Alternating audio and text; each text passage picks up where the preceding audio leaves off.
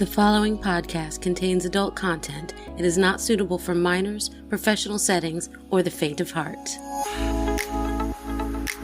Welcome to FOREPLAY Goes South's About Last Night, a reoccurring monthly episode in which I take a story told on the stage last night's live event and release it the very next day.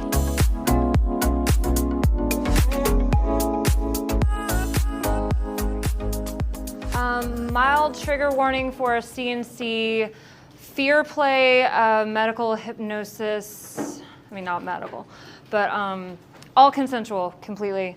Have a good time. So see what happened was.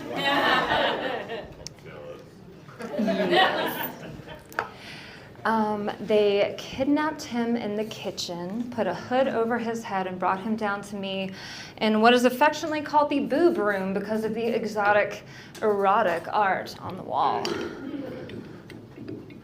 Bunny sat him in the metal chair and started tying him down for me. It was going to be a good night.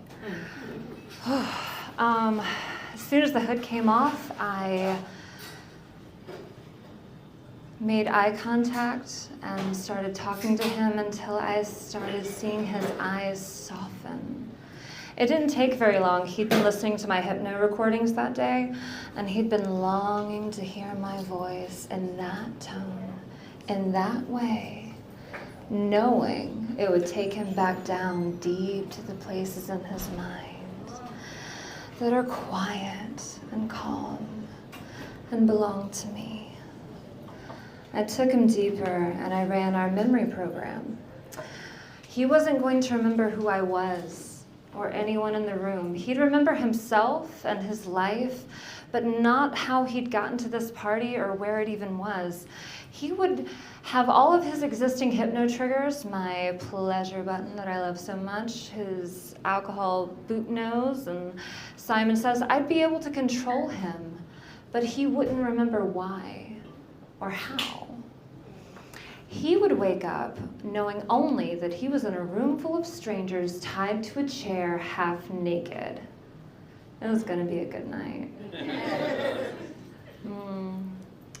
His eyes opened and there was a bit of confusion there, but no real fear, no tang of what the fuck is going on here. And so, maybe it was masking, maybe it's Maybelline, maybe my safety recordings were way too effective and he had no actual sense of danger whatsoever. Fuck, no, that's not gonna work. I want fear. Down. And I tell him he's going to be excited, but he's also going to be very anxious and afraid, but oh so aroused at the thought of being tied up and at my mercy. So helpless. Poor little thing. And when I bring him up, that is what I see. I see that glimmer. I see that vibrancy behind the eyes when their brain goes into prey mode, I straddle him and I go, oh, what a good little toy you're gonna be for me. You're gonna do everything I say. I'm going to keep you as long as I'm interested, maybe a day, a week, a few months. You can live in a cage in my room and I can take you out when I want to have fun with you and use you any way I want. And you're going to love it because isn't that what you always wanted? Out. I grab a syringe, safety cap on, and one of my bear claws, and I straddle him again. And I bring him to right as I'm pressing the sharp end of the bear claw into his neck. So he's like, whoa, what the fuck is going on? And I hand off the bear claw to Bunny, and I drop the syringe on the metal tray in front of him so he knows exactly what the fuck is going on. And I tell him, oh, I just gave you an injection to finish the process of turning you into my perfectly obedient little plaything. And you should be feeling the effects very soon. And I did feel a little twitch under me, so I think it worked.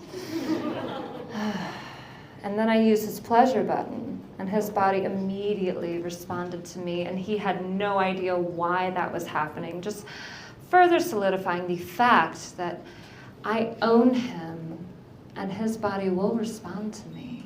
and all of my commands. Such a good little toy. I don't remember everything in perfect clarity from that moment, but I do remember running my hands over his body, nails trailing, as I told him all the things I wanted him to think and feel. I remember the look of surprised enjoyment when I stuck my bear claws into his chest, and he actually pressed into them a little bit more. You know, I think he likes pain a little more than he's letting on. I remember the look and the absolute enjoyment in watching him squirm with fear when I pulled out the horse curry comb, which Google it, is a fucking nightmare tool. And I start walking toward him right as Bunny puts the hood back over his face. Oh my goodness, I got to see the panic in his eyes, just enough to give it that flavor. Oh, you know what I'm talking about. I remember putting my hand over his mouth and nose and just seeing that look of acceptance on his face. No fight, no desire to fight. He knew I'd let him breathe when I decided to, and he was willing to wait until then.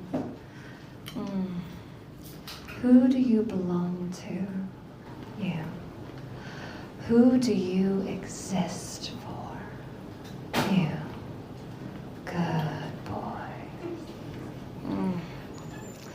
I remember making him freeze and watching his eyes glaze over with arousal at the thought of being controlled in such a way and the promises of what that might bring. I remember commanding him to open his mouth and then pulling my top down and grazing my nipple over his face. So slowly, so purposefully, closer and closer. What a good statue you are. So still, so obedient. I really like that about you. I remember watching his body completely give in to the pleasure button. Just his cock out,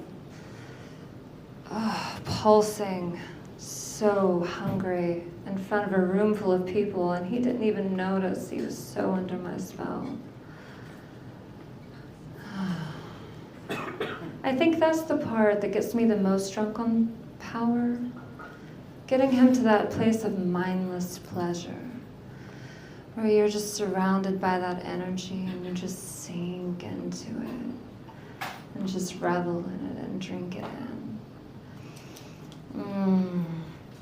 I gave him his memories back before we untied him, before I let Bunny untie him. And then I got to see the biggest smile on his face as he realized exactly what had happened and everything I got away with that night. And then knowing, with all of his cognitive abilities, he knew exactly who I was and how fucking lucky he was when I turned around and sat on his lap and then slid down between his legs and pulled down my top again so he had the perfect view of my breast from above.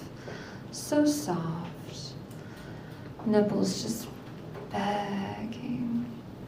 You know, you can touch, just reach out. Oh, such a shame your arms are still tied up. That's rough, I'm sorry. The bonds eventually came off, but he was still mine for the rest of the night, to do with however I wanted, to touch and tease and torment and order around. It was a good night. He really is such a lucky boy.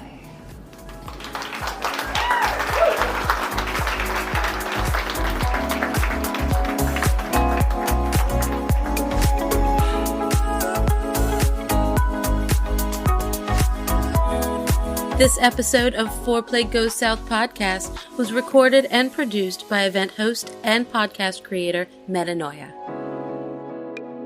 These stories are recorded live every third Tuesday of the month at Petra's in Charlotte, North Carolina. For more information about Foreplay Goes South, follow us at FOREPLAY GS on Facebook, FetLife, Instagram, and Twitter.